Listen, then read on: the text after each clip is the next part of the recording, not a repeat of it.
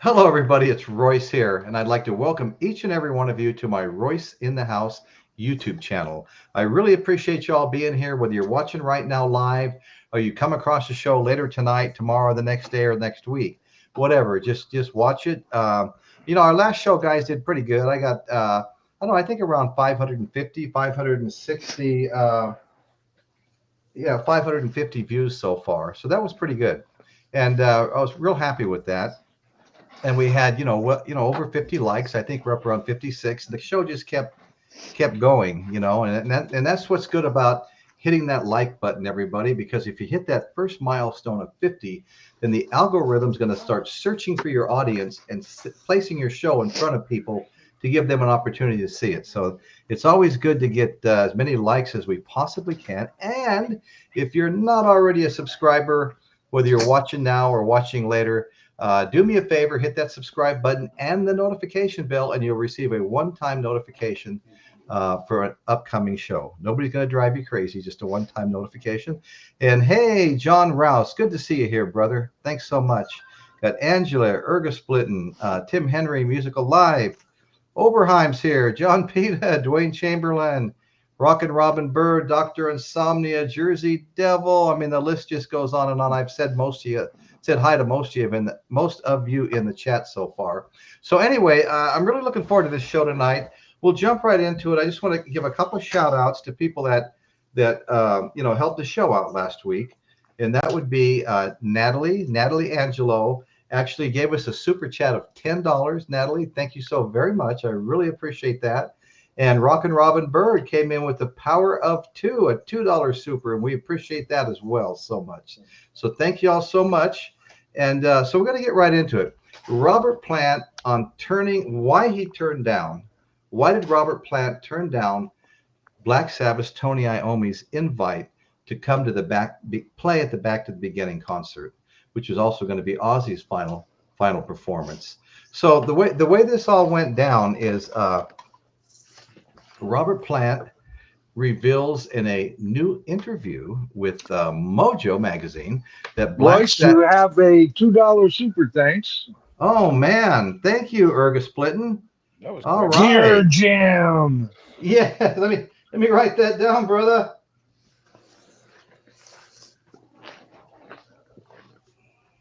Gear Jam to the rescue. Gear Jam to the rescue. Gear Okay. Jam to the rescue. I was just entertaining the folks while you were busy there, buddy. No. Hey, I appreciate that, Michael. I really do. I was glad you got back. I thought I was going to have to do my tap dance. So anyway, so he was offered, Tony Iommi, Tony, pardon me? Oh, my goodness. Another super chat. Oh, my goodness, is right. Okay, hold on, everybody. Hold the phone here. Got to take some notes. Natalie, thank you so much. That's Marshall Natalie Angelo to you, Royce. Right. Okay. I just promoted her on my channel to Tribal Marshal just tonight. Awesome. We really appreciate all the support of the channel. Yeah. It helps us keep going, motivates. It's okay. So anyway, Black Sabbath final concert actually turned out to be OZZY's final performance. He died 17 days after the concert. Robert Plant and John Bonham's friendship, this goes back a long ways. They played in bands together, like what was the one band that John Bonham and Robert Plant played in? I can't think of it off the top of my head, but it's a band that Robert even has played in since then. Since right, the breakup. Band of Joy. Band of Joy. Thank you so much. So anyway, it was Robert Plant that recommended, John Bonham join the band. He said to Jimmy Page, "You've got to hear my drummer. You've got to bring my drummer too." And so that was pretty impressive, that relationship there. Rockin' Robin Bird. Wow, look at you. I love the icon. I love it. Really nice artwork. Somebody's flying high, Royce. I love it. Oh yeah, that's right. Let me see if that's on there. Let me see. No, no, I didn't put that on, but yeah, that's cool anyway. Is that you, Dan? That's What? Dan. That's Dan the man right there. Okay. All right, let's go back to comments. And let's go back to Novice. Nick has joined us. How you doing, Novice? Hey, Nick. Hey, All Nick. right, how we doing? Okay, well Good. let me pause here for a minute. Okay, to this direction is co-host Michael Nolan, the bottom line, fastest growing show that I'm aware of on YouTube. Michael does an excellent job. We go to Michael's Sunday evenings. His live podcast is at 5 o'clock. Then he gets off of his live podcast and gets ready to come over and join me as my co-host. So, and we were there tonight. It was an excellent show. Michael, you did a great job. Thank you. Yeah, no, we had a lot of fun tonight. I really enjoyed it. Directly below Michael is Just the Facts Man. His name is Dan. And Just the Facts Man, Dan has an excellent show. Big show. Yep. Big show. Dan has got a lot of subscribers. Dan has got topics that have garnered in the tens of thousands of views. Very popular, very wide range of topics. Music strong, just like me. Classic rock strong, but other things as well, just like me. And I've got things planned for the future too. Oh, nice. I've got some things planned for the future too. I got to talk to all you guys. I hear a documentary might be in the. Is that right? Sounds nice. Could be. Yeah, that would be. Could be. See, you guys got to just keep coming here because I mean, this kind of. There are secret dossiers lying around here. There are secret dossiers. Right. Yeah. Yeah. No, I was trying to put together a little kind of a specialty group and kind of rebrand the show a little bit. But lately, everybody's been so busy. It's like, anyway, I won't get into it right now. I won't get into it right now. So anyway, Bonham and Plant's, friendship went back a long ways. They shared, their roots were shared with Black Sabbath's roots. They were all friends before they were famous. They were all friends when they were all struggling, and they continued to stay friends. Bonham and Plant from Zeppelin with the entire cast of characters from Black Sabbath. They were friends to the very end. So Tony Iommi wanted, of course, his friend Robert Plant to come and play at the show. And Robert says, Tony, I would absolutely love to come, but I can't come. I just can't, the former Led Zeppelin frontman said. He goes on to explain, I don't know anything about that world now at all. I've got nothing against it. It's just that I found these other places that are so rich. And plus, there's not going to be a Led Zeppelin reunion. That's all part of the show. So listening to Plant reading between the lines, okay, you can sense that he feels he's already had his chapter in the thunderous arena, in the arena of thunderous riffs, flashing lights, roaring crowds. He understands the intoxicating pull of that, but he also knows its costs. Okay, very intoxicating, but you can really get screwed up if you're not careful. Okay, looks like we are being joined right now by our friend Chris Elliott. How you doing, Chris? Right. Hey, Chris. Doing okay yourself? Yeah, well, good to see you. So we're just getting into this, and I was going over why Robert Plant refused Tony Iommi's, invite to play at the Back to the Beginning concert. Okay, and I was saying that Robert understands the he understands the intoxicating pull of playing in these big arenas, but he also understands its costs. Plant has now spent decades exploring new creative paths, okay?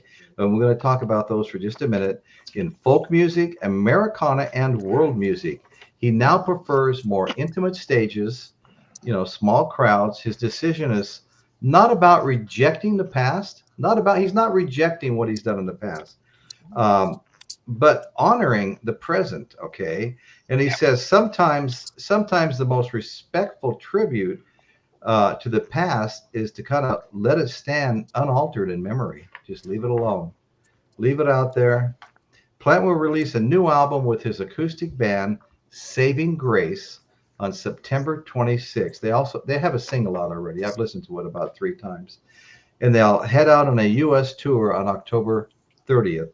While they've been known to play, Led Zeppelin tunes like the Rain Song and Four Sticks at their shows, Plant prefers to stay away from the bigger hits. Plant stated, "What were the hits? How can they be relatable to now? Where do they fit? They fit in sort of a memoir."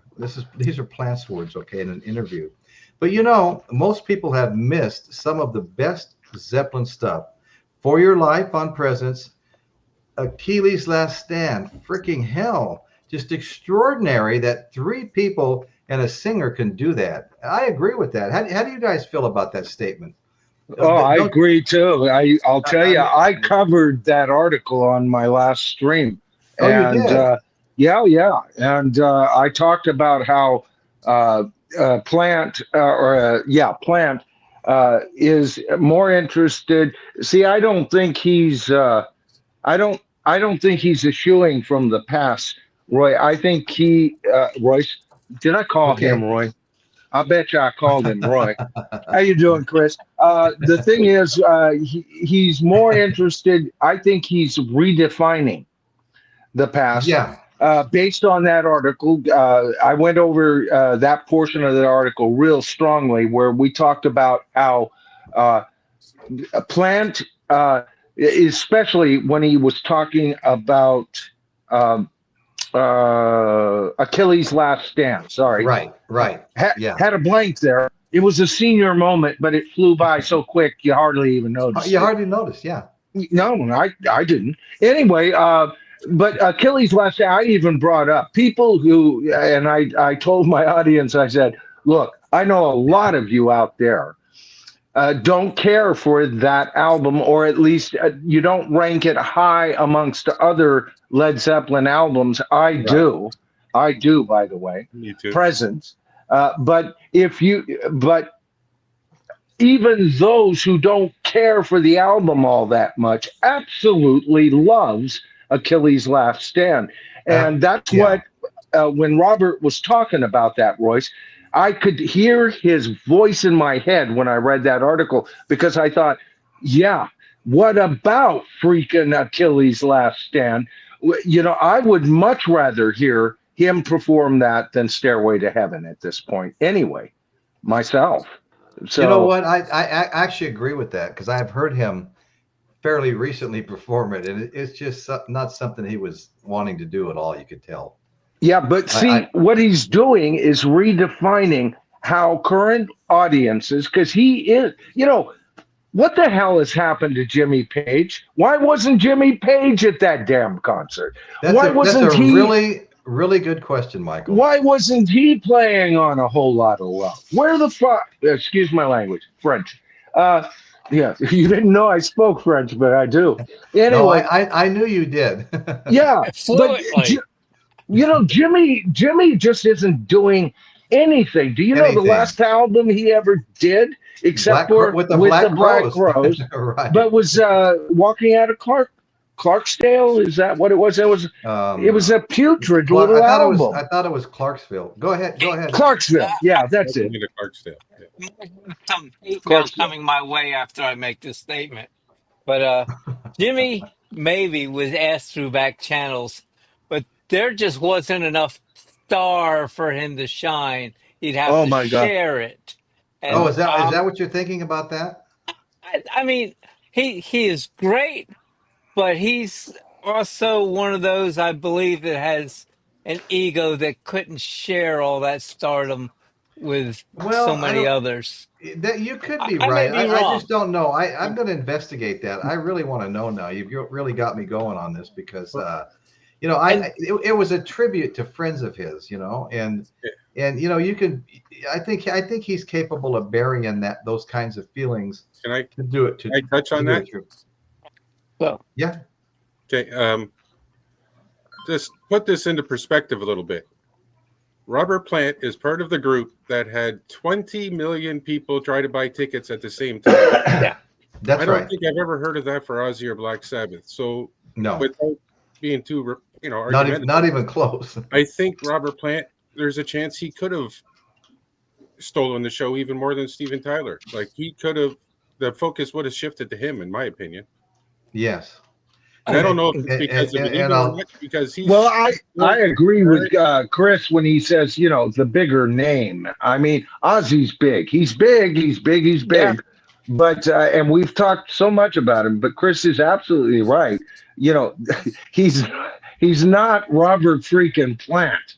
I mean, it would be between Deep Purple and Black Sabbath to fight it out when those three bands were going.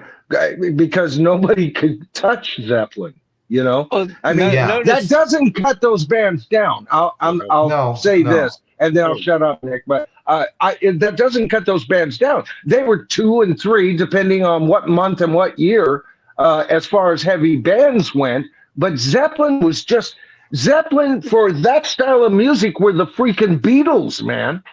No, that's exactly right, Michael. Notice that I didn't say Robert was that way, and Jimmy was. Jimmy's used to being in control. Yeah, he, and he's great at being in control, but he would have no control in something like this. And can I go back to relevance songs and songs that are relevant? I just got this. This is 40th anniversary. Aqualung, Ian Anderson. There's an interview in there. I got it from a wonderful friend, David from Safe and Sound Texas Audio Excursion. Oh, but there's one of my favorite albums in rock, right there. One of my very favorite. And they sold out of these, and he was gracious enough to give me the one he bought years ago. Oh, David. So that was really sweet. So cool. So I just got my processor back. I hooked it all up, and I was listening to it, and I was reading. Ian was saying how, they're saying 40 years. He says, I don't look at things as years. I look at them as relevancy. And Aqualung, Locomotive Breath, that still applies to today's world. Oh, yeah. He says, so that's something we have to play. He says, I don't look at it as being decades old or 20 years old. I just played it last week. I can't look at it that way. It's as relevant today as it was the day it came out. So just like the Mona Lisa is as relative today as the day it was some of these songs just don't age. I gotta disagree with you about Jimmy Page needing to be in control. And let me tell you why I'm saying that. Sure. First of all, I saw him get called up on stage, an outdoor show for the Beach Boys. And I actually thought he was being very humble. In fact, Mike Love kept turning around. Come on, Jimmy. He really wanted Jimmy to get into it. And Jimmy was just playing a role there and not going crazy. And so I didn't feel like Jimmy at all was feeling the need to overshadow everybody in that particular performance, So I don't know that would be the reason, but I do. I don't think he did it out of control either, Royce. I agree with you. As a matter of fact, I think that maybe because he's more cold-hearted orb of a guy, he's kind of and used to being in control. But remember, Jimmy never liked being called heavy metal. Interview after interview after interview of him going, we are not that. We are not that. I mean, it was his mission in life not to be heavy metal once the term was being bandied about. And maybe he thinks that would stain the difference. It's like an actor being pigeonholed. Well, not right. Because Led Zeppelin is his great work. And, but I also agree with Chris that it's too bad he just didn't show up any freaking way. Absolutely. Can you imagine how we would be talking about Steven Tyler's performance we'd have if he had been playing on a whole lot of love? I'd have too much shows on it. But anyway, my God! And the other reason, Nick, why I got it's making my heart go pitter patter, Royce. I know. The other reason I have to disagree, Nick, on Page's need to steal the show because I do have the 3-album set, Jimmy Page with the Black Crowes. And this is when they finally, the record label finally let the Black Crowes release their songs on the album. They hadn't been until the 3-album set. It was a recent thing. And there was no Jimmy Page stealing the show on that. No, Jimmy felt bad that the Black Crowes were on the release either. He felt bad. That's right. That's like right. I stated, I could be wrong, but it's something to think about. No, yeah, I got y'all talking about it. No, Nick. But to back you up, there could be some ego in this as well. I'm just saying, I don't think it was the final concern. How can you be Jimmy Page and not have a freaking ego? Exactly. Hey, Michael. Comes with the territory. Michael, right. Breaking news. I understand it was Mötley Crüe that Sharon gave the boot to. Because they there's hope for Sharon. There's hope for Sharon. I mean, that just I knew that would elevate Sharon in your book. Oh my God, this is going to bend my whole perception over Sharon Osbourne. Now you won't hear that anyplace else, okay? Damn it. You know, every once in a while I get some inside shit, you know what I mean?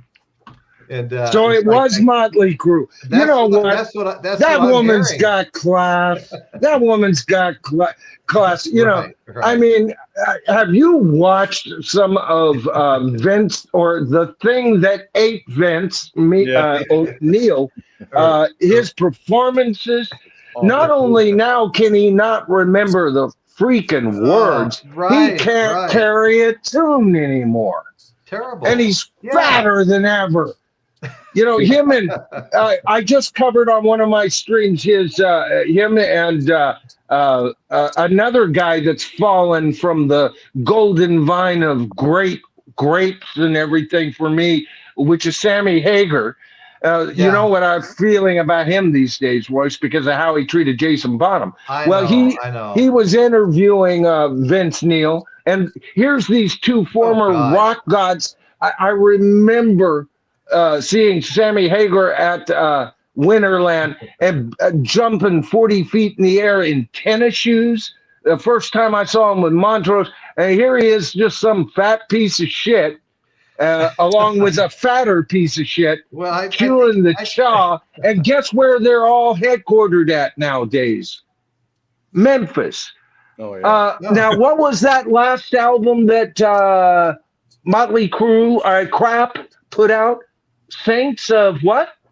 Los Angeles, you say? Just like Michael to sugarcoat everything. That whole band sucks the biggest suck of all sucky suck. I hate Mötley Crüe. I hate those people. They're liars. They use backing tracks. In their day, they were a good band. I'll say that. No, they were very popular. They were a good band. I never bought them, but I never turned them off. But I'm talking for the last 20 years.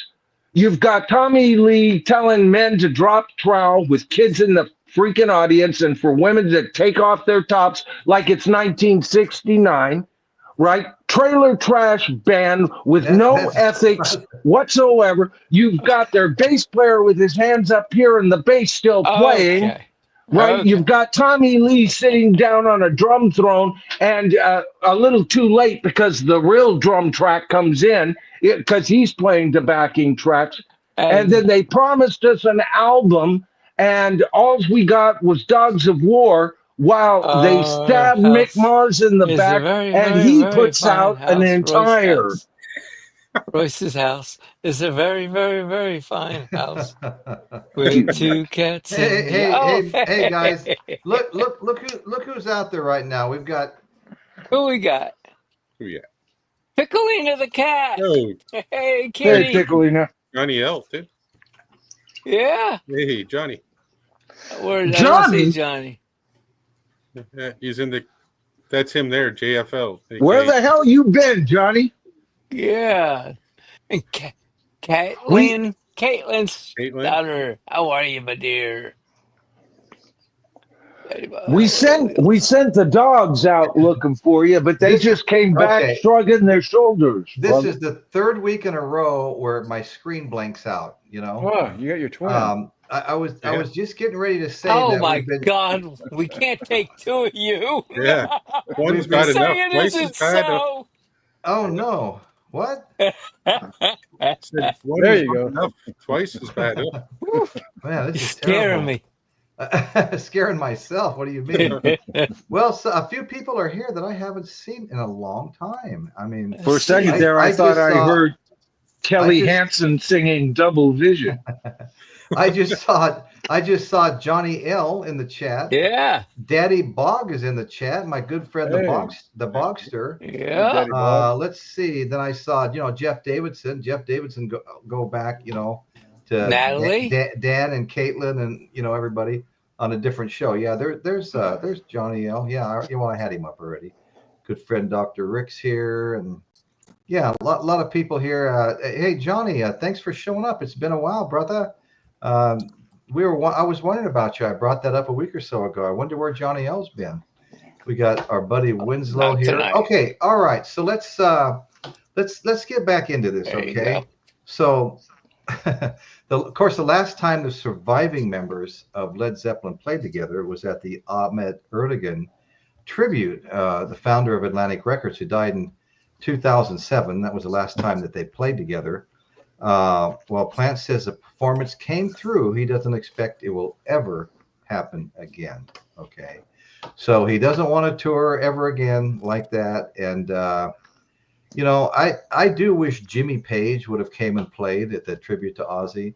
And, and Michael brought up that, Page never liked being called heavy metal. I guess just hard rock or rock and roll. But that's exactly what I've heard Ozzy quoted as saying numerous times. I hated being called heavy metal. That's right. We were just rock and roll, And isn't it kind of ironic that the two bands that are credited for creating heavy metal both deny both deny that they're the root of it, Yeah. Are that yeah. I mean, that's exactly right.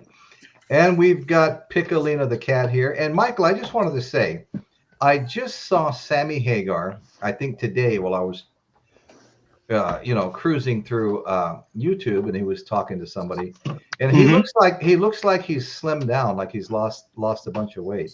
Whoa. I think he has too. I got one little funny thing I'll throw out. I know I've brought this up before, but my oldest daughter was a high school cheerleader.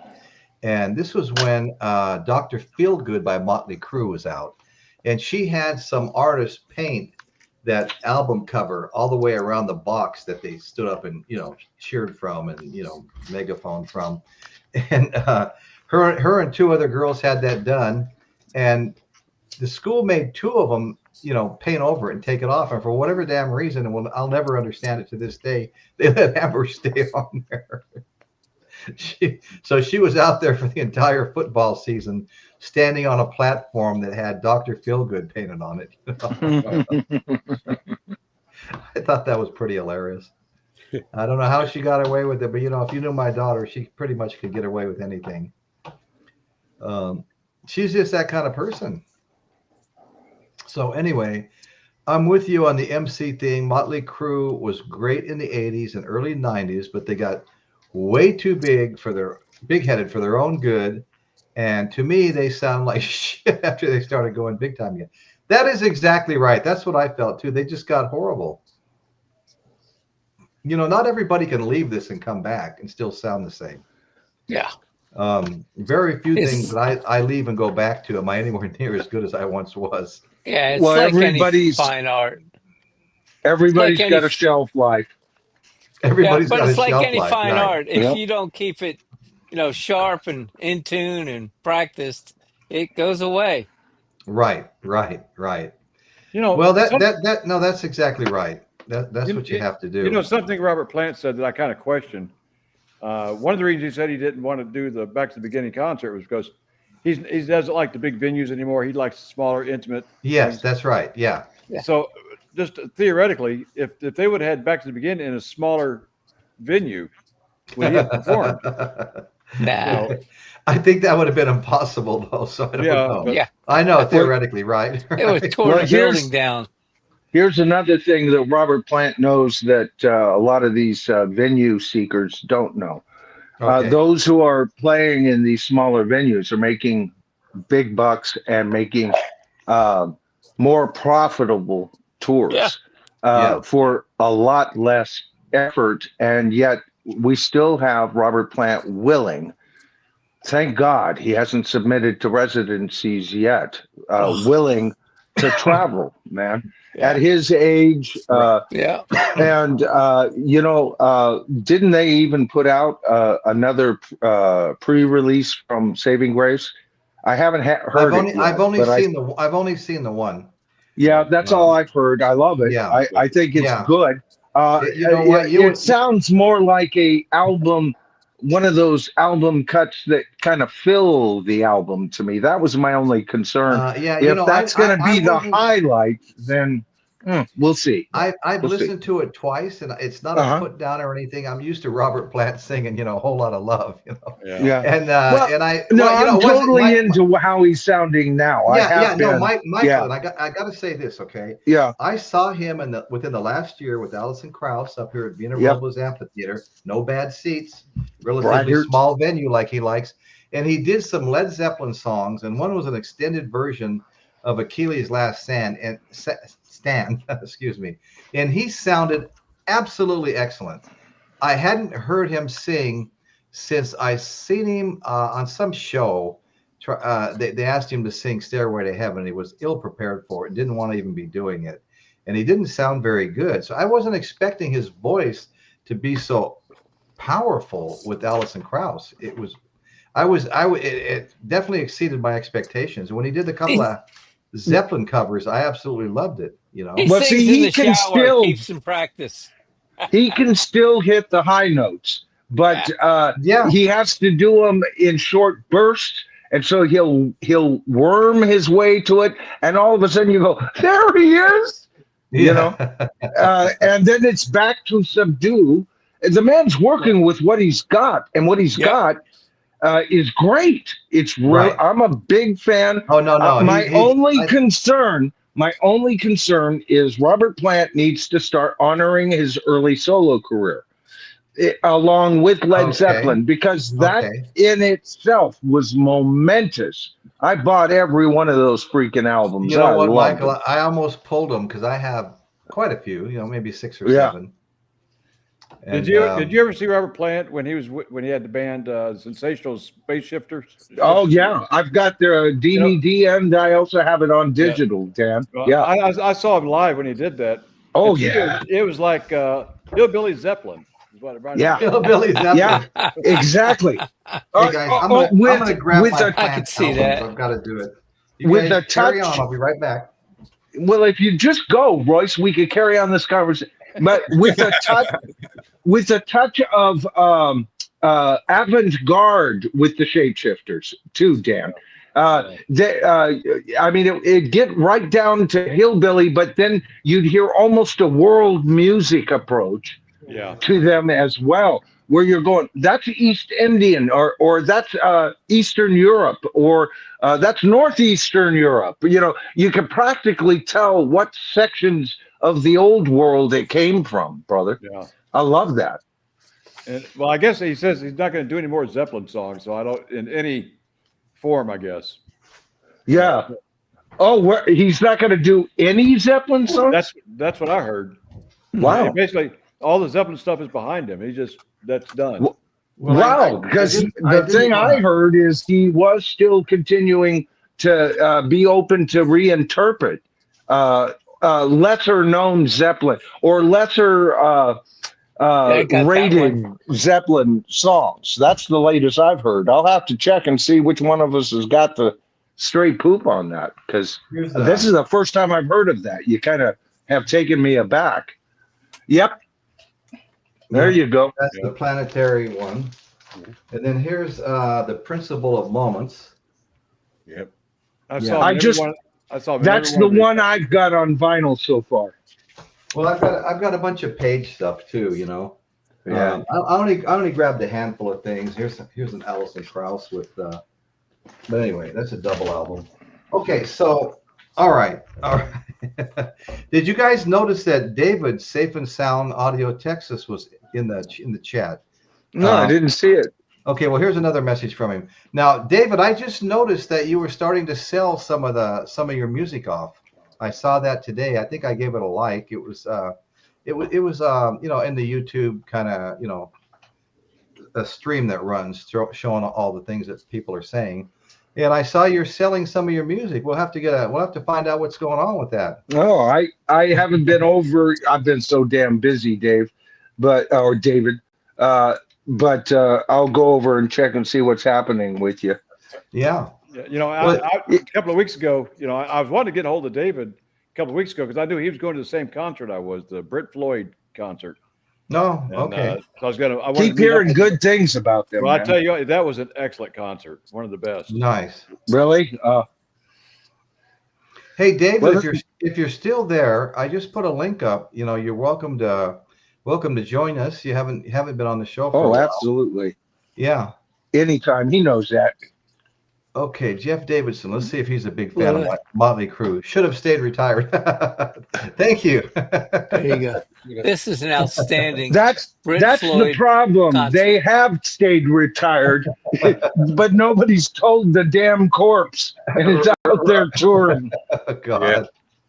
Wow, man, that's too much.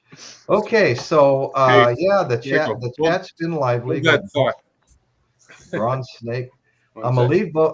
I'm a lead vocalist into 30 years, and vocals will do you filthy every time once you reach a 50. Thank you, Bronze Snake. Yeah, I'd like to hear some of that sometime. Oh, and in answer to Bronze Snake, there was some concerns that because he was having trouble coming in on his one account, he was wondering if anybody had kind of, blocked him or anything.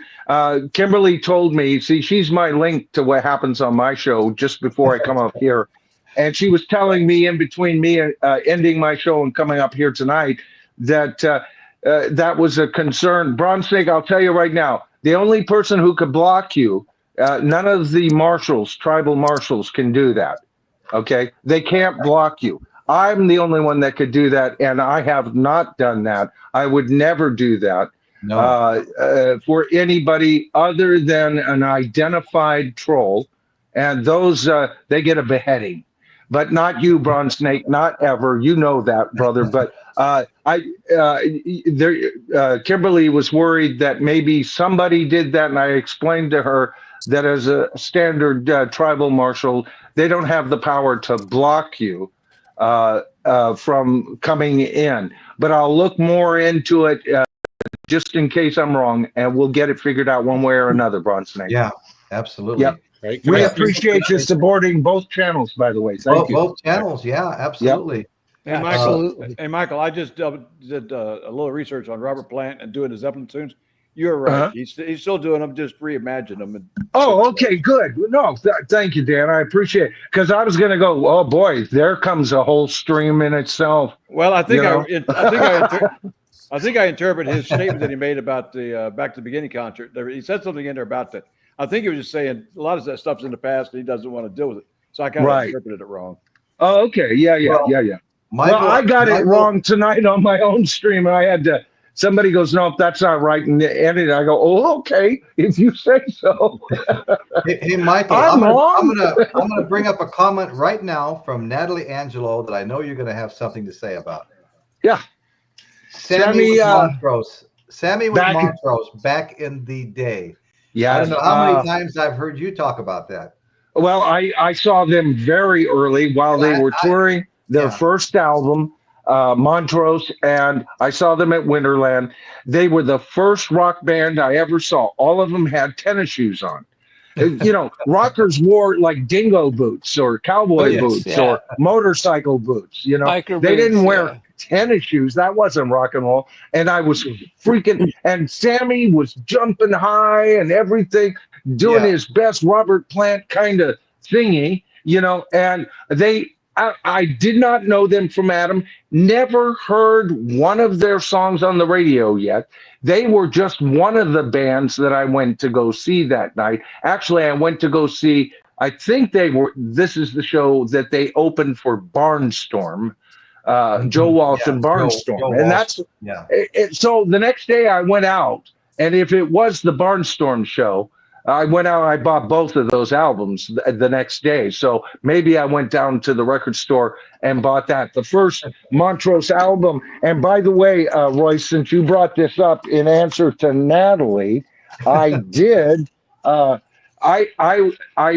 didn't get to this point, but I was going to say, for me, even though Montrose continued to make 3 other albums, this is Montrose's last album.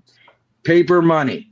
All right. Okay. This is the last one with Sammy Hagar on it. And the others don't count for me because me personally seeing them, I adopted them into my life. I didn't want any other singer. And so I quite frankly lost interest in Montrose and what he was producing after. I got a couple of his later early 90s albums, things like that. But this immediate transformation from the band on the Montrose album and Paper Money is what I see as Montrose. And so I would include Paper Money as a final album we were talking about on my stream. And in this case, I would give it a so-so. It's got great stuff on it. It's still good. You got to have it. Yeah, that's right. Right? But it's nowhere near that first Montrose album. That one is perfection. Yeah, absolute perfection. I read you the cover of the list of mine one time, the Montrose album, and I think we determined it was like a greatest hits. It had Bad Motor Scooter and all those songs. Right. Oh yeah. I remember that now that you bring it up. I want to say one thing, folks. If you don't mind, smash that like or thumbs up button. Just smash it. Just pound it. And it really helps the show. It doesn't cost anything, but what it does is it gets us put in front of an audience. Okay, the more likes we get, 50 being the first milestone, the algorithm actually goes out looking for your audience. I remember I've checked on my analytics before, and it says, well, get back to us in a while because we're looking for your audience. And they do. They go looking for your audience. And if you're getting a lot of likes, they're trying to find you a bigger audience, and you get, more people find out about your show. More people come to your show. A few more subscribers can happen, and those kinds of things. And we're all looking for show growth. So we're now at 38, 12 more thumbs ups, and Royce will get that bump up. 12 more, folks. Yeah, that's all we need.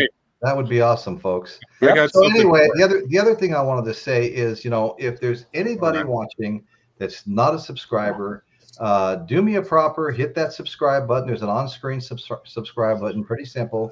And that's a great way to help the channel grow. We're always chasing subscribers.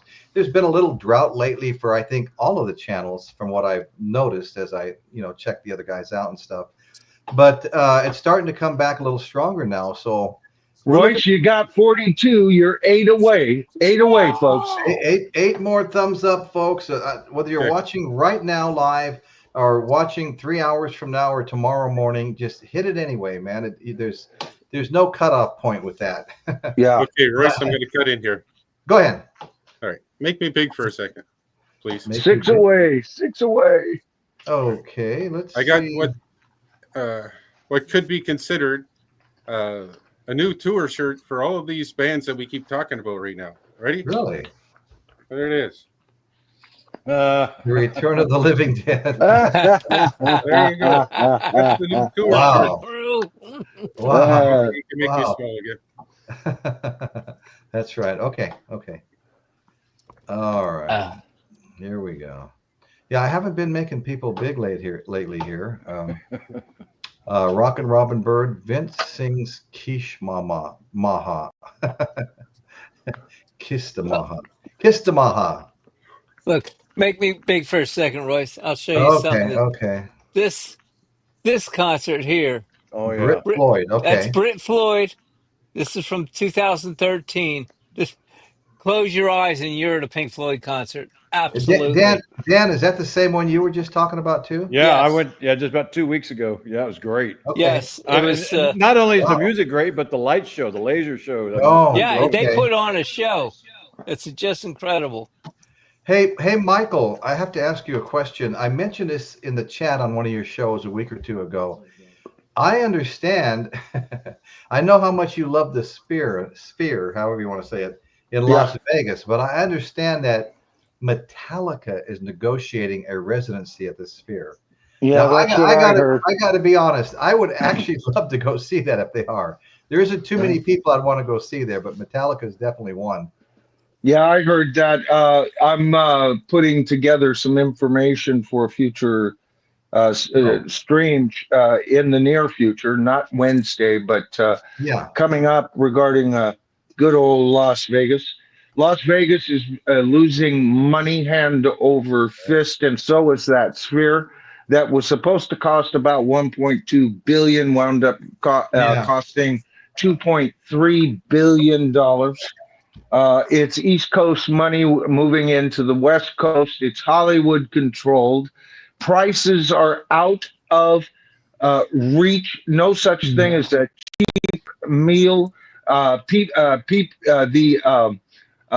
In the United States in general, tourism is way down, but Las Vegas makes the rest of the United States look like a tourist trap.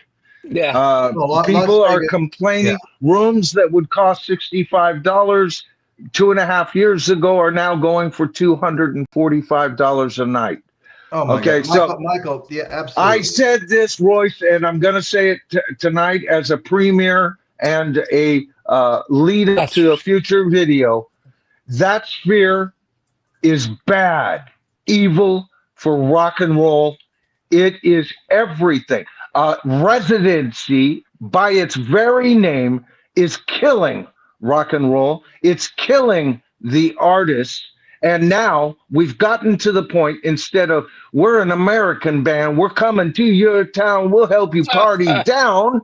You have to invent an entire vacation to go see these people, and they don't have to go nowhere except golfing in the afternoon, tennis, if they're still in decent shape by that point, in the evening, and then they do their show. They eat the caviar extravaganza meals, the best rooms that money could offer, and they sit on their fat old asses, and everybody finds this fine.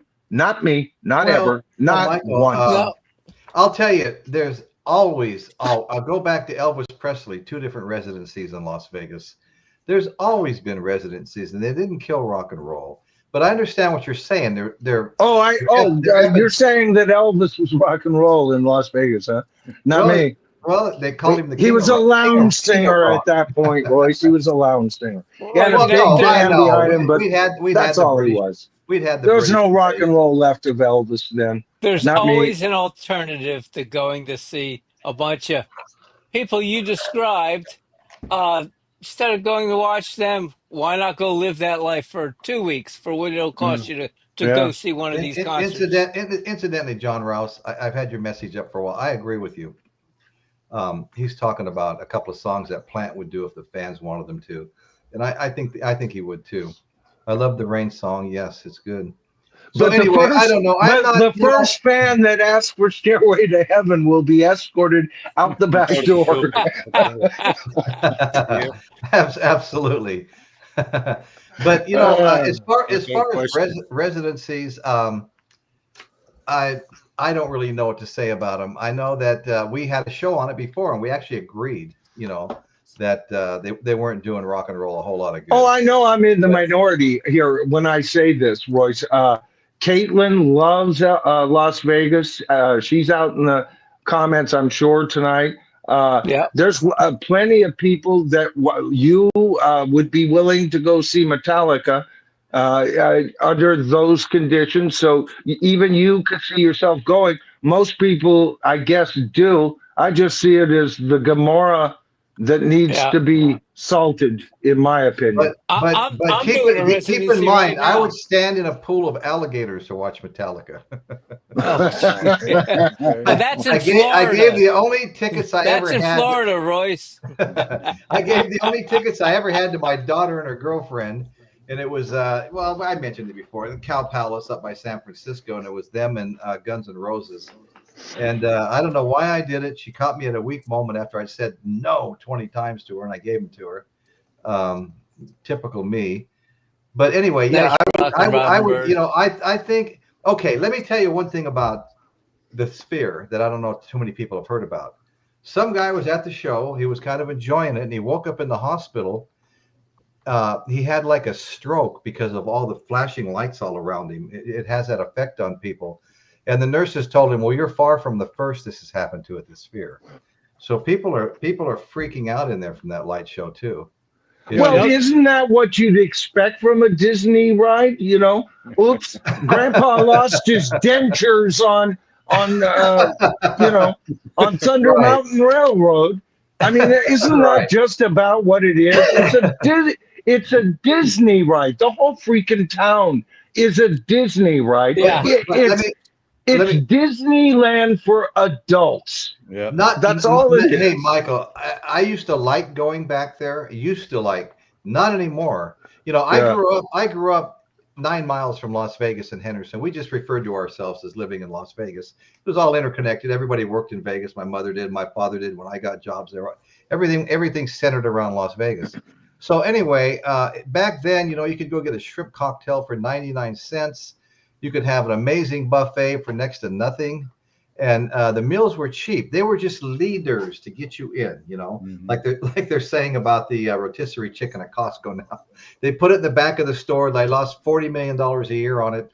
But as these people go back to get their rotisserie chicken for $4.99, they come across all kinds of other stuff they buy. You know, it's just you know what a cup of coffee will cost you now? $9. I've heard. I just read that today. But you know, they used to give all the food away practically, not free, but it was to get you into the casino where they knew you'd spend some money. Okay. We used to go back there frequently because I grew up there. My mother and father were there. My younger brother had a band there. And speaking of tennis shoes, he was in one band. His name was Richie. His one band was Richie and the Crocodiles. And even if they wore suits, but high top red Converse tennis shoes. Well, here's the latest news on Las Vegas. They are the biggies out there are not selling to moms and pops and families anymore. No, they're selling to the young and rich who may or may not show up again. They have no loyalty to the town. And on top of all of that, they are aiming at them and all of the people who work the rooms, who do the cocktails and all of that. They say they tip like shit. Yeah. Okay. Yeah. So those who are working in the industry in Las Vegas are going broke. I called this 3.5 years ago on my channel. I knew this was not good. This whole Sphere thing, it's glutton, build until the whole thing comes tumbling down. And all I can say is get Lot's wife out of town immediately and do not let her turn back and look. You know, talk about the Sphere. I heard I can't remember which one it was. It was one of the members of the Eagles was complaining about how the Sphere is because they're on stage performing.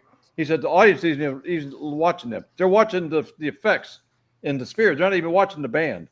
You know, right? And they have to do special tricks to stay in sync with the sound for some strange reason. It takes trouble. Performing. I know the Eagles are using backing tracks. I know they are. Yeah. We already know they're using backing tracks for Don Henley's voice, but for that show, that's all mechanized, baby. You know, the Pirates of the Caribbean's fun once. Yeah. Okay. Yeah. Past that, you'd have to be a kid to want to see it again. I've seen it twice. The second time was okay. It was good, but all the surprises were gone and everything. And I had a good memory of what I went through the first time. Right. So it became less fun. But this is for adults, and it infantizes the audience, the fans of rock and roll. We're now 65-year-old people, some of us 70, being nursed in an old person's home called Las Vegas, right? Yeah. Good Lord. And we're being entertained by robots. Congratulations, folks. See, I'm going to chime in my opinion on this too. And I agree with what you guys are saying. But add to the fact that how many hundreds, if not thousands of dollars does it cost to get a ticket to these shows? And now on top of that, they want you to fly to Las Vegas and pay how many thousands of dollars more for the air trip, your hotel and all that? Go fuck yourselves. Sorry, Royce. And paying inflated prices for every single thing we mentioned tonight. Not a not a flight and a $65 room. No, a flight that is now more expensive than it's ever been because carry-on luggage is now being charged, and that $65 room is now $245. Coffee is $9 a cup. It's ridiculous. It's insane, absolute insanity. And what do they say about insanity?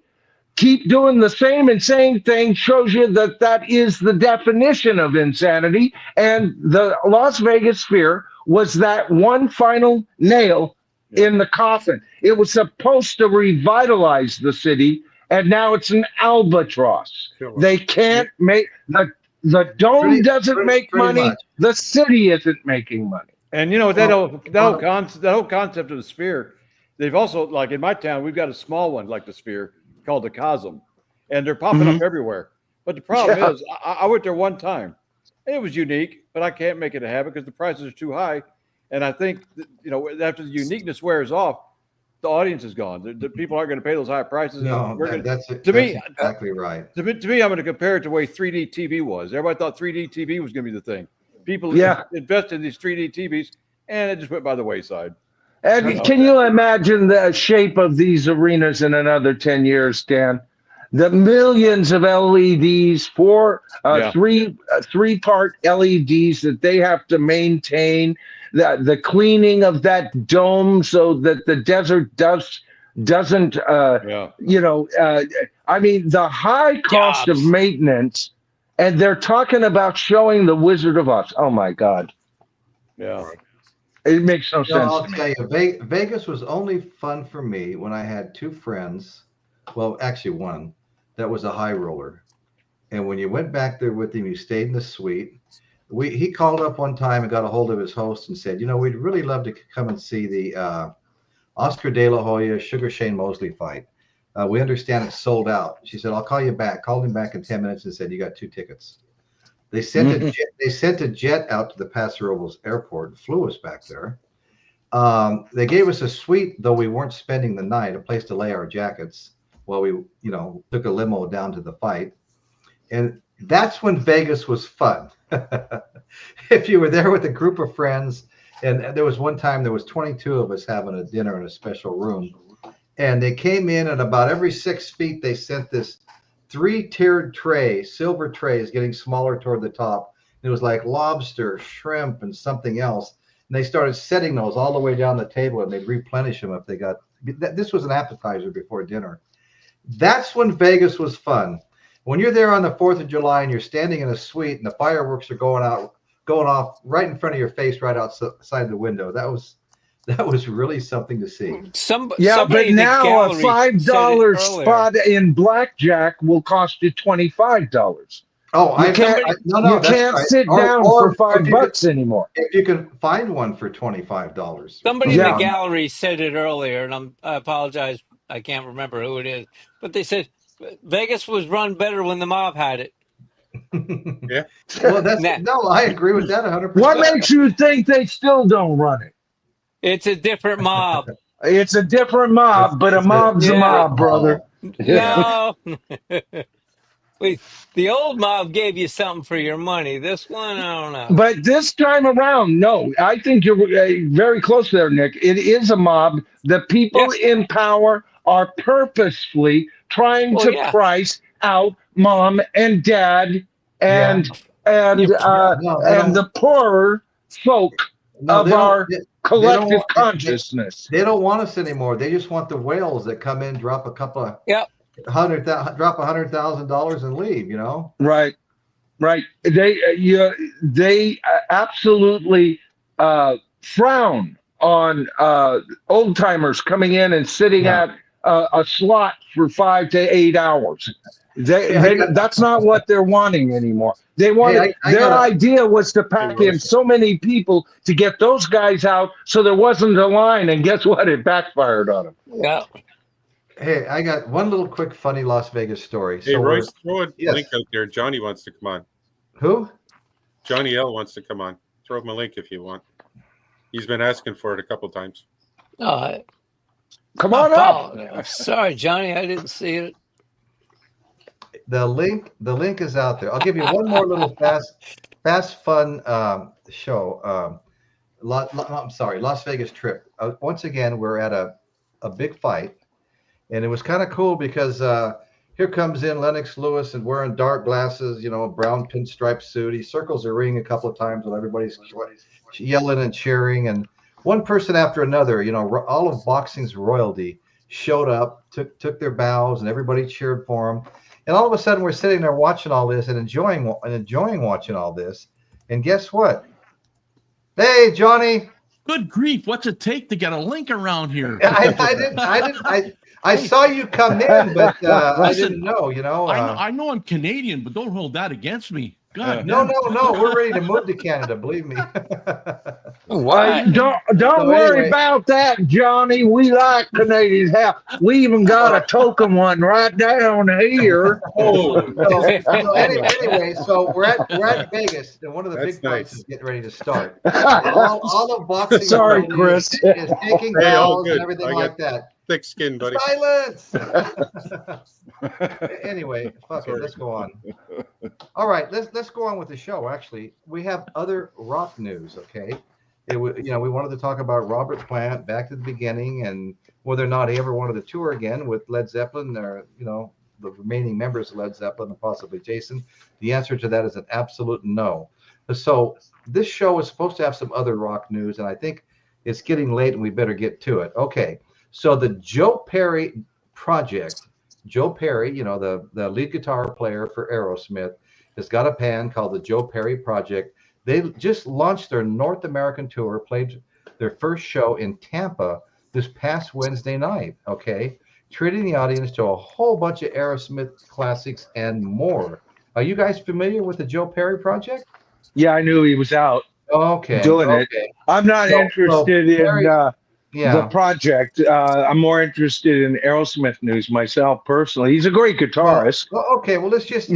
It's just some other rock news. So anyway, he's got Aerosmith bandmate Brad Whitford's with him, Buck Johnson, a member of their touring band since 2014. The Black Crowes, Chris Robinson, Stone Temple Pilots, Robert DeLeo, and drummer Jason Sutter, who's played with Foreigner, Soundgarden, and some others. I think even another one of those drummers. So anyway, and they plan on performing tunes from everybody in the band's previous bands. Okay, so what Aerosmith performed so far has been like the same old song and dance, Get the Let Out, Mama Kin, Get It Up, Last Child, Draw the Line, Walk This Way. The set also featured the Black Crowes, Jealous Again, and Twice as Hard, Stone Temple Pilots track Vaseline, and Interstate Love Song.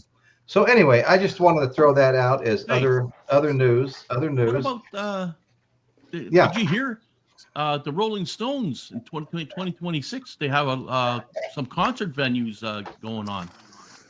Did you read that? They've got an album that's about ready to come out too, Johnny. So they're going to be busy for the next 2 or 3 years, I would imagine. The concert, they got concert venues going on 2026. It's called the Farewell Tour or something like that. Farewell again. Jersey Devil, I agree. So for some final, go ahead, Johnny. I got their concert. There's their tour T-shirt. Yeah, I saw that. Yeah, really, eh? But you got to hand to them. Let's see it one more time. I mean, that's right. Yeah. I don't know where Mick Jagger gets his energy from, to tell you the truth. But yeah, I don't either. Right? I don't either. Okay, one more item I wanted to cover tonight was Black Sabbath's classic hits are now charting higher than any time in the past. That's right. They've got all kinds of stuff, Black Sabbath and Ozzy solo.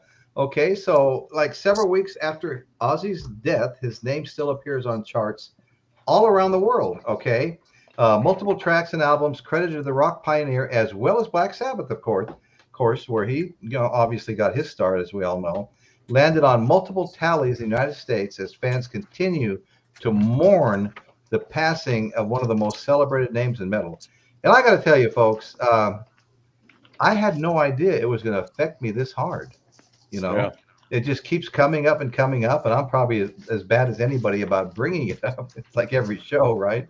But it Royce, can I? Yeah, go ahead, Michael. I wanted to share this. I shared this already on my stream, but I just picked this puppy up. Oh, nice. This is patient number 9, right? Yeah. And what's cool about this is one of the limited edition.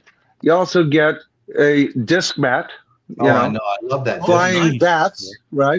I would buy it for that. Yeah. And what's cool about this is I went ahead and I got it, the double album, but it comes in clear vinyl. Isn't that great? Oh yeah. That's beautiful. Yeah.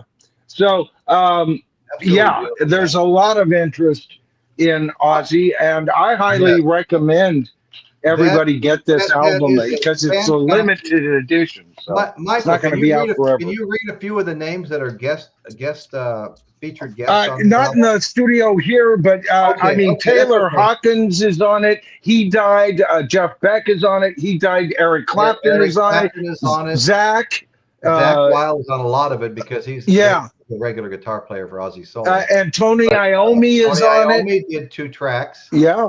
I mean, what an all-star lineup for him, Oh, absolutely. I absolutely love that album. Mine is in smoked red vinyl, and it's really pretty too. Yeah. Oh, that's nice. Yeah, that's nice too. Yeah, no, it's really nice looking. Something I thought about too. You mentioned these different bands are like Joe Perry. It's almost, to me, it looks like they're trying to do the same concept as Ringo's all-star bands. Right. Yeah. And maybe that's something we're going to see in the future, because we've seen a wave of tribute bands.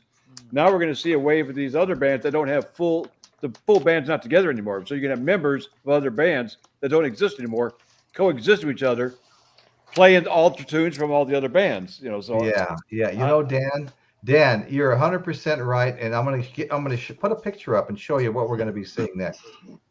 Hey, Zepp, it's good to see you out there, Vance. Here's what we're gonna be seeing next. Yeah. Well, not interested. Actually, I researched that, and it's bullshit. Yeah, it is. But if it was true, you'd have to mortgage your house to get a ticket. Right. Royce? Yes. Now I know Michael's going to agree with this. You know what, Mike? You know what I absolutely hate, and I see this a lot in my music, the doo-wop scene and all that, and I see it a lot on YouTube.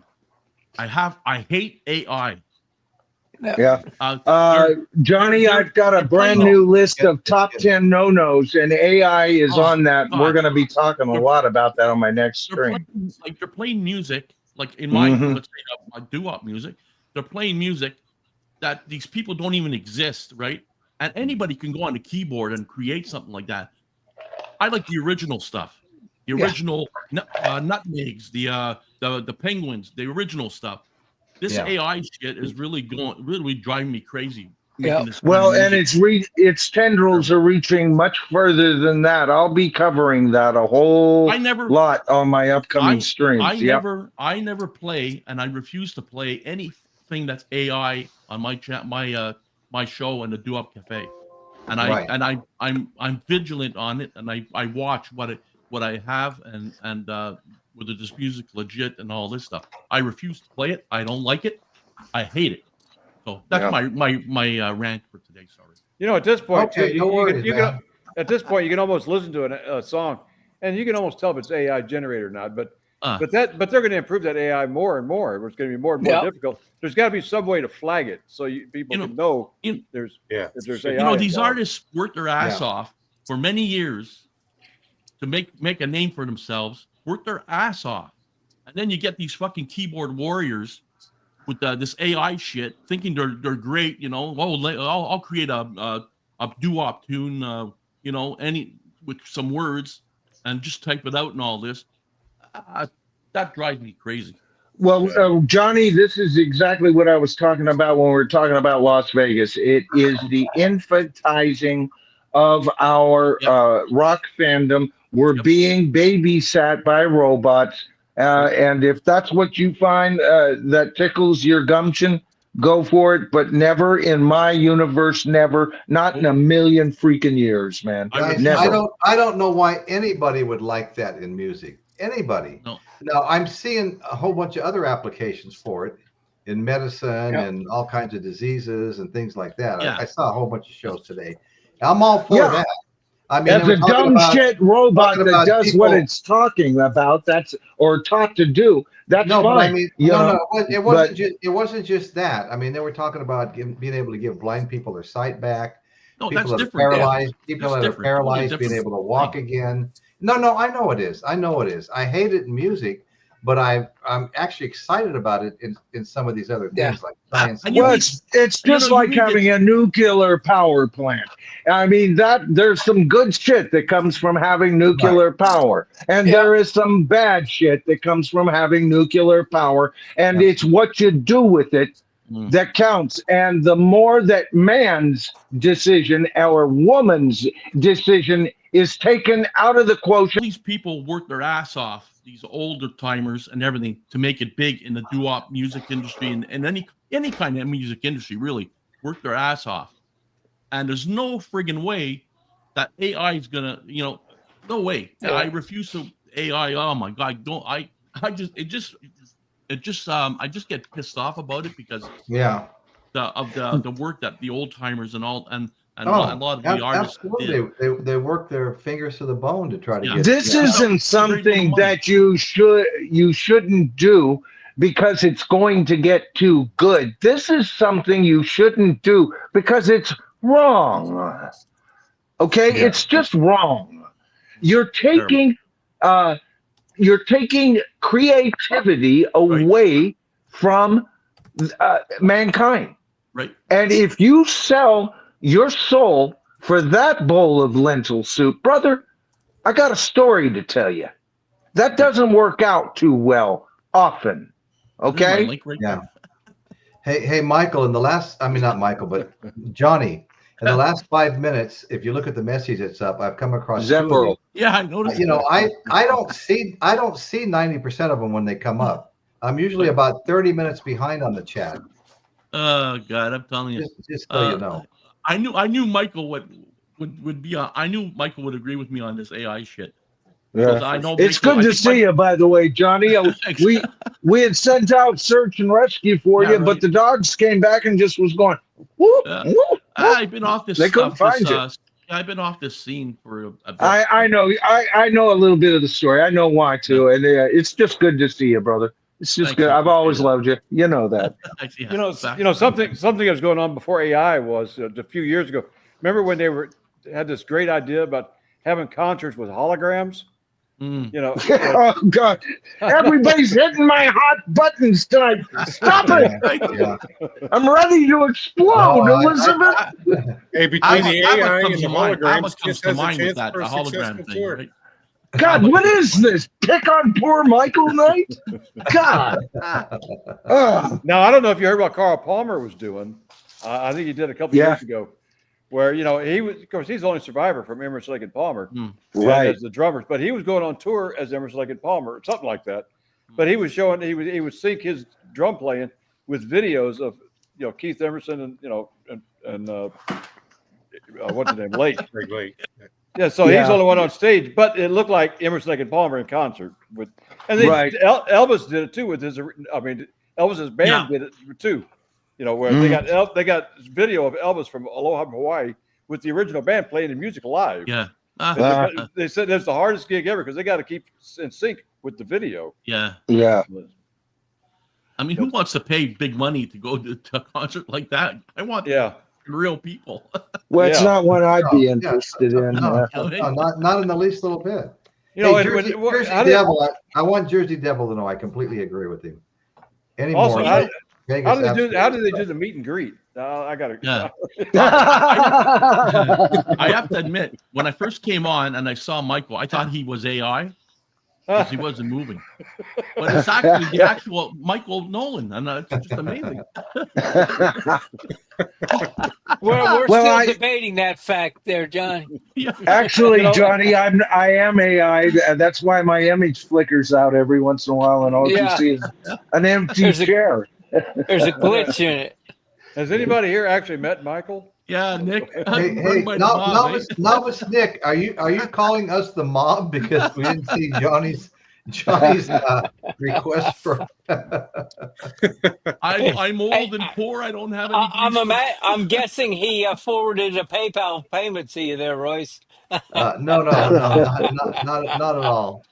I know. This is not the mob. But anyway, thanks for accusing us of that.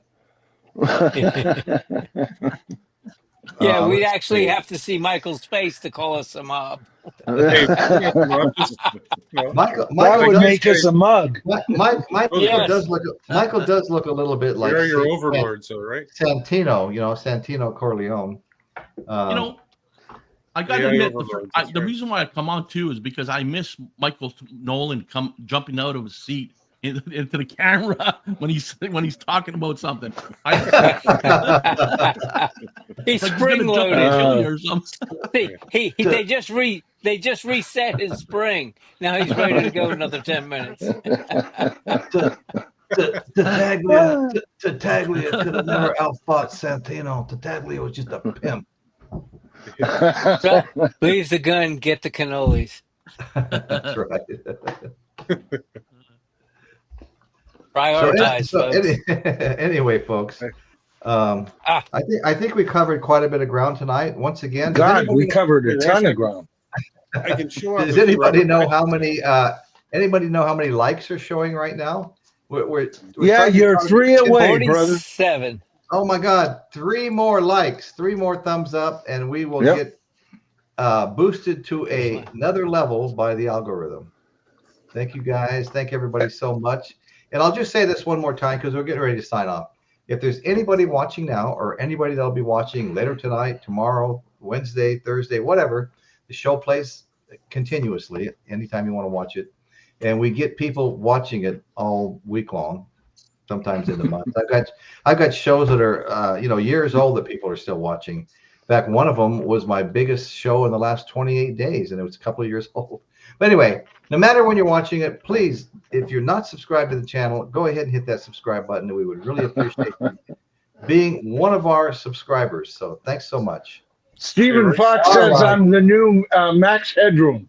Oh boy. That's not true. Boy, I tell you, there's no telling how far behind I am in the chat. Oh, long after Johnny came on, I finally saw his 3 requests to get a link. To Even if you're going to watch, look at.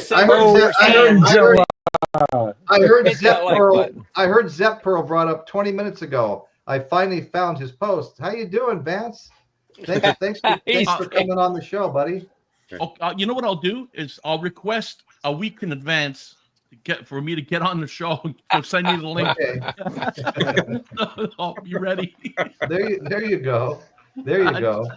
I mean, earlier you're talking about the expenses, how expensive it is to go to Las Vegas now. Well, I found out this past week how expensive it is to go to London. Oh my God! Is that really going? Oh yeah. Yeah, I'm going to Birmingham in December, so I'm going to be doing a little mini documentary on OZZY and Black Sabbath. Oh, very nice. Yeah. Just remember, your American rights don't follow you. Oh, I know. Okay. And it is a different crowd over there these days. Oh yeah. It's getting a little wacky. I was there 6 years ago. And the World Series of Cricket was being played. People poured into the streets, but we had a good time. We went to, we went to the room where both Mama Cass and Keith Moon died, and that was I'm trying to think of the guy's name. Harry, come on, help me out here. He was one of the Hollywood Vampires drinking club with Alice. Harry Nielsen. It was Harry Nielsen's room, and he would let all his friends stay there. Both Mama Cass and Keith Moon died there. We went there. We went to all kinds of places. We visited all kinds of studios, famous studios, Trident Studio. Went down to, what was it, Barnaby Street, where everybody went and shopped, for clothing, all the rock stars and stuff. Wow, that would be interesting. Yeah, no, it was a little rock and roll bent to the whole trip. In fact, we even Kiss was on their End of the World tour, and my son-in-law is good friends with Eric Singer. So we went over to the hotel where Kiss was staying. Eric came down. We toured London a little bit with him. And then when he got back, he got off the phone and said, "Hey, Stefan, let's see, Gene Simmons would like to see you up in the room. He's inviting you up just to say hi." He goes, "Gene's inviting me?" And he goes, yeah. So I waited outside while the two of them went up and said hi to Gene Simmons. You didn't happen to want to check out Strawberry Fields and Apple Studios and stuff like that?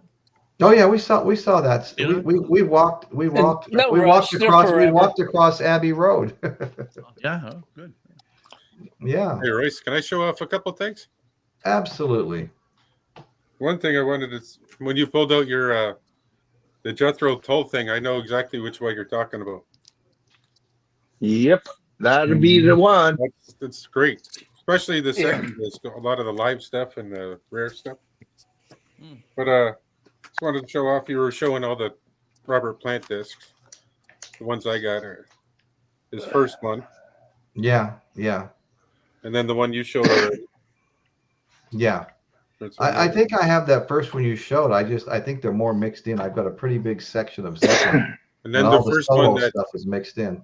Yeah, first one that I'm aware of that Jimmy Page worked on with them. Yeah. Now and then. Yeah.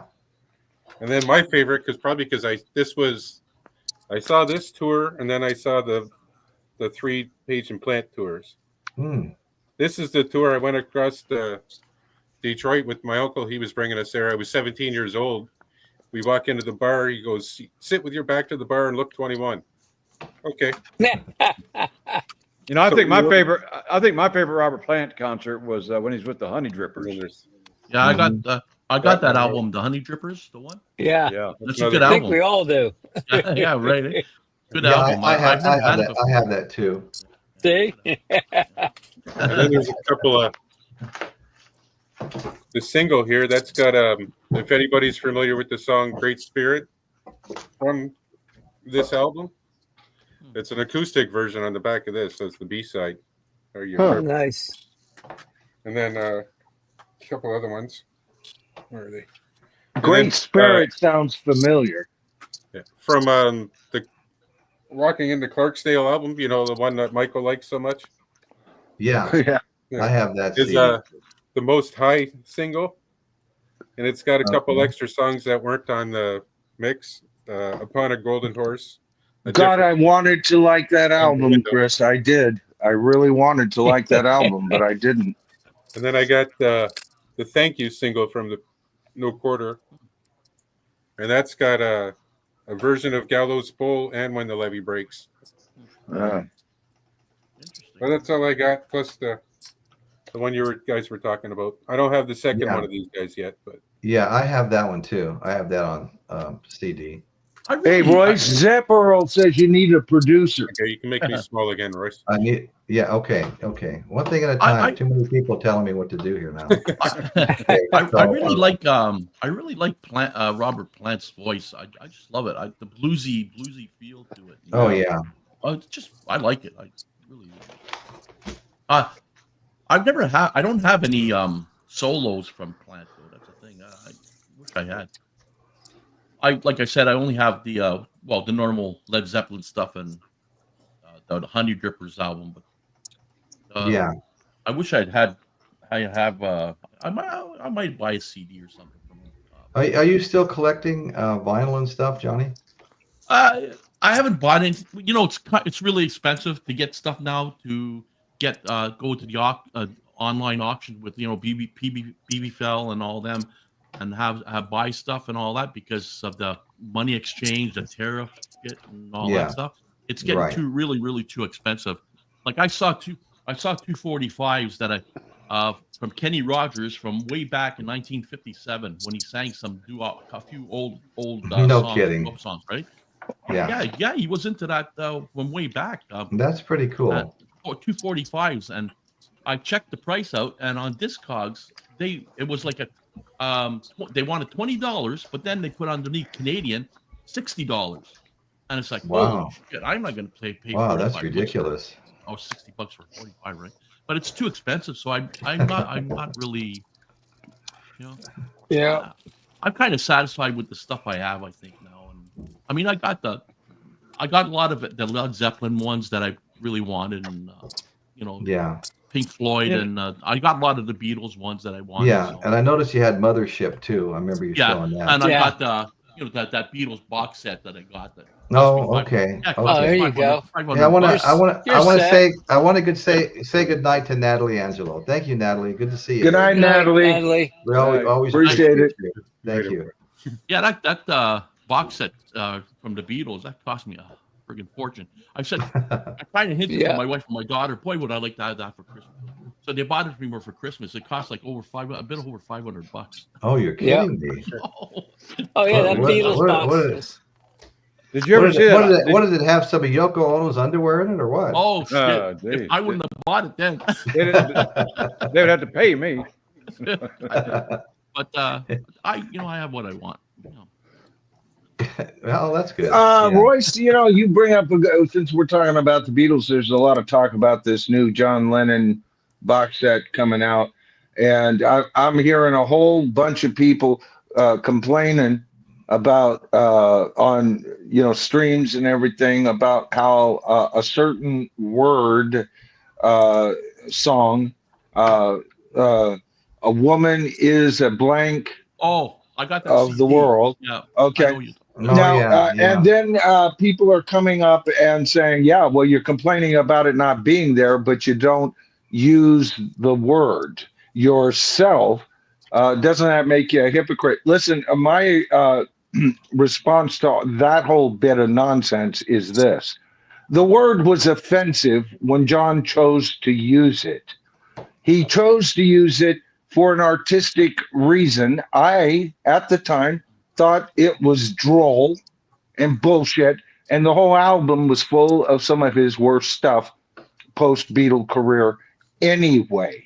All right? The word was offensive then, and I think it's a shame that one group of people can freely use that word, and yet other people can't.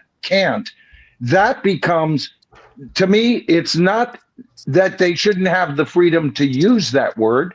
The problem is that you are now owning a vocabulary, and I don't agree with that either. The word is offensive in anybody that uses it. Yeah. And don't tell me we're the downtrodden, so we own it. Bullshit. Yeah. Nobody owns vocabulary. No. Okay? Plain and simple. That's the way you use it, whether you want to be respectful with it or not. That's all there is to it. That's right. That's right. So I'm not even interested in that whole package. The whole redone thing, it's like the concert, from what I remember, the bits and pieces I saw, they weren't that great. So I don't know, I might be in the minority here, but to be honest with you, I think the greatest hits or whatever from John Lennon, and that's all I need. I'm not a big fan of his solo stuff, to be honest with you. I mean, I want it all. I want all his solo stuff, but I except for sometime in New York City, I don't want it. Block the word, but this is the album we're talking about. Yep. Okay. It's right on the, and I got this one. Yeah. This one. Yeah. This one. Yeah. This one. Getting a lot of stuff. His best album. And this one. Oh yeah. Yeah. The Compromise album. I know. Yeah, I know what you're talking about, Michael. I'm kind of uncomfortable with it, but well, it was. It's a putrid word. yeah, It doesn't matter who came up with it and what group used it first, and now what group now has a right to use it. It doesn't matter. The word's putrid. It's a piece of shit word. It should have never been used, not even for artistic content. Come on. What's next, John? Caca in your pants? Jesus Christ. You know, I love John. I'm a major John Lennon fan. I want all his stuff, except for sometime in New York City. I want to get it all, even the Compromise album. I want it all, you know. John was a genius, but he could really... He could push buttons. He could really screw up a scene, you know. His freedom of speech, his quick thinking, often got him into more trouble than anything else. Yeah. You know. Now some were saying, and I love him for that. You know, some were saying we're justifying it by saying, okay, it's not what you. If you hear the lyrics, it's not what he means about it. It's not what people are thinking that he means about it. What he means about it, something like that, right? So they're justifying. It's just the word itself is like very, you know.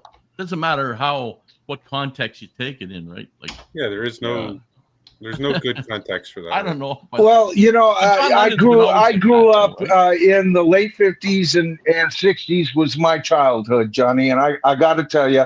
I came from parents that were from North Carolina and Oklahoma. So, and I can tell you, that word was not allowed to be used in our house ever. All right. So I didn't come from some upper crust metrosexual kind of guy. You know, that's an offensive word. I knew that when I was a kid, and I come from down home folks. Well, you know what? All right. I even think it's offensive. Now I know some people say, well, they can use that word, but even if black people use it, I think it's offensive. Yeah. I do too. I don't like it used by anybody. It doesn't matter whether you're black using it or white using it or purple. It's just an offensive thing. Right. Right. But that's the whole thing is like everybody wants that song included, but nobody will talk about that song. Well, I'm not talking about that song because I found that song offensive to begin with. All right. And I don't want that album. I bought it the first time. I traded it in for a couple of used albums. That's what I thought of that album. You'd think, well, you got it. You might as well have it because it's a John Lennon album. No, I don't keep music I don't listen to. Yeah. You know? Right. Yeah, it's hard enough to find the time to listen to what you like. What you do have. Right, Royce. Right. Exactly. I like the songs, the other songs. So what I'll do if I listen to it, I'll skip that one. So I don't have to listen to it. Right? Yeah. Well, no, and I'm not. If you guys like that album, that's great. It's got its fans. And there's other people who say it's not as greatest, but I want to have it. Yeah, I'm not saying don't buy the album. John has freedom of speech and all of that shit. Has been lighting me up tonight. John Lennon was always like that, though. I'll be here all night scrubbing some words. Hey guys, I think we've been going for a little over an hour and a half. We're gonna shut her down now. Thank you guys so much for being here. I'll email you in the chat. Telling you that I'm gonna come on your show. So you just email the link. So then I'll be in advance, so I don't have to wait in the chat there. Yeah, well, you know what? It's not always easy. Royce, you can always show up in time. I'm only ribbing you, Royce. Yeah, well, I'm going to defend Royce and say you could always show up on time. You know. There are a few people that show up at quitting time and want me to extend the show. Be careful, Chris. I've only been dealing with it for the last 8 hours. Let's extend. Damn, Royce, I can feel the fire from here. I beg you to burn. Okay, well, like I said, and I've got about 3 hours of going through and scrubbing all the bad words out now. So my show doesn't shut down. So anyway, guys. Anyway, thank you all so much. Appreciate you being here. Really appreciate the chat. Okay. Actually, guys. Royce, according to YouTube guidelines, long as you don't use swear words, and including the word I've used a couple of too many times tonight, and I am sorry about that. Okay. If it's past the first 30 seconds, certainly past the first 5 minutes on a stream, then if it's just in natural conversation, YouTube doesn't usually frown on that. That's my latest understanding. I'm not gonna scrub it then. Yeah. I'm just gonna leave them the hell alone. Yeah. That's to my knowledge. That's all I know. So all right. Okay, guys. Thank you so much. I've used a few on my stream. Sorry. And that's what's happening in Royce's world tonight. Thank you all so much for joining, and we'll see you next week. Hasta la mañana, folks.